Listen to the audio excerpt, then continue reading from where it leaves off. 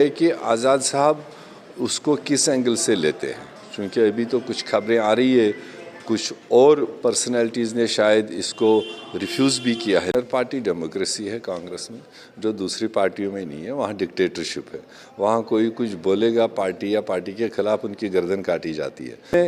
हमें खुशी तो है कि आज़ाद साहब को उनके काम को रिकॉग्नाइज़ किया है सिस्टम ने। 125 करोड़ देशवासी है, वो इस वक्त डिसग्रंटल्ड से फील कर रहे हैं और कोई तहफ़्फ़ुज़ उनको महसूस नहीं हो रहा है जो कॉन्स्टिट्यूशन ने दे रखा था, चाहे वो बोलने का, खाने पीने का, अपने तरीके से इबादत करने का। उन सारी चीज़ों पर हमले हो रहे हैं। तहफ़्फ़ुज़ था, उसको कहीं ना कहीं वक्ती सरकार ने, आज की भाजपा सरकार ने बाला-ए-ताक रखा। गणतंत्र दिवस की आप सबको हार्दिक शुभकामनाएं। मेरे साथ जेकेपीसीसी प्रेसिडेंट जी मीर साहब हैं, इनसे बातचीत करते हैं। सर, सबसे पहले बहुत बहुत आपको भी शुभकामनाएं। बहुत बहुत शुक्रिया और पूरे देशवासियों को शुभकामनाएं। सर, क्या मैसेज रहेगा पूरी आवाम के लिए आज? देखिए, आज से 73 साल पहले 1950 में देश की आज़ादी के बाद में जो हमें एक बहुत बड़ा गिफ्ट, उसको हम कह सकते हैं, हमारे पूर्वजों से, जिसकी क़यादत भीमराव अंबेडकर साहब कर रहे थे, तो जो उनने कॉन्स्टिट्यूशन ड्राफ्ट करके इस देश को दिया है, ये मैं समझता हूँ कि सबसे बड़ा गाइड देश के लिए और देशवासियों के लिए, और जिसमें तमाम शहरियों के लिए जो उनके राइट्स एंड ड्यूटीज़ है डिफ़ाइन है, और प्लस जितने भी हमारे इंस्टीट्यूशंस हैं उनका काम करने का, उनके जो अधिकार हैं वो डिफ़ाइन है। ख़ुसूसी तौर पर जो लेजिस्लेटर है उसके लिए अपना कार्य डिफ़ाइन है, जुडिशरी के लिए अपना कार्य डिफ़ाइन है, एग्जीक्यूटिव के लिए डिफ़ाइन है। सो मीडिया भी एक पिलर है, उनके लिए भी अपना एक डिफ़ाइन है, और इसको फॉलो करते हुए देश 73 सालों में बहुत आगे बढ़ा, अपने अपने एरिया में काम किया। पिछले 4-5 साल से देश विटनेस कर रहा है कि कॉन्स्टिट्यूशन जो मिला हुआ है उसको बाला-ए-ताक रखा जा रहा है, और जो नीचे इंस्टीट्यूशंस है जो अपने अपने एरियाज़ है वो एक दूसरे को इंटरलैप कर रहे हैं।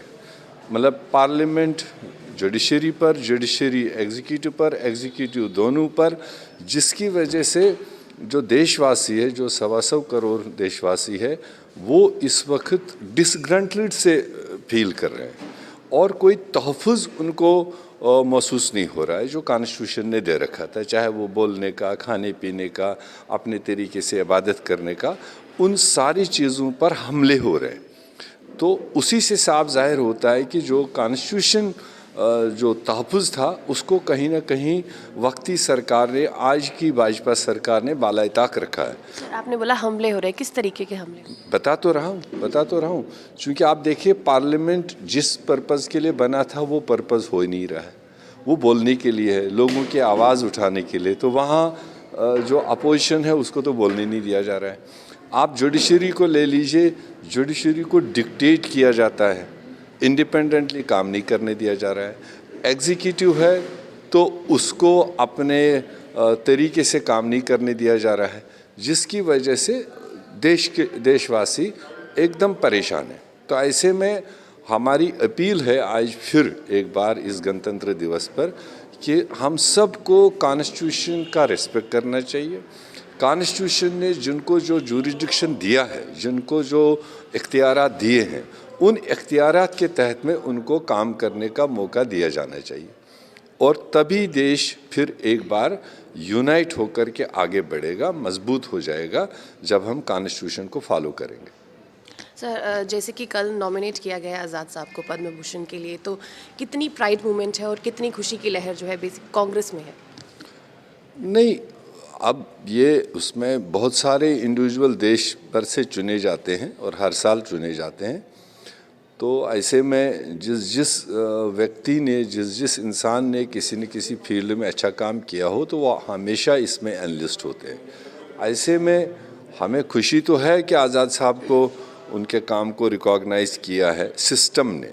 ये कोई मतलब ज़ाती रिलेशन पर तो होता नहीं है, एक सिस्टम काम करता है, वो सिस्टम इसको रिकॉग्नाइज़ करता है। मगर अब देखना ये है कि आज़ाद साहब उसको किस एंगल से लेते हैं, क्योंकि अभी तो कुछ खबरें आ रही है, कुछ और पर्सनैलिटीज़ ने शायद इसको रिफ्यूज़ भी किया है लेने के लिए, क्योंकि एक तरफ हम 7-8 साल से वक्ती हुकूमत के काम करने के तरीक़ों को ऑब्जेक्ट करते हैं, मतलब हाईलाइट करते हैं।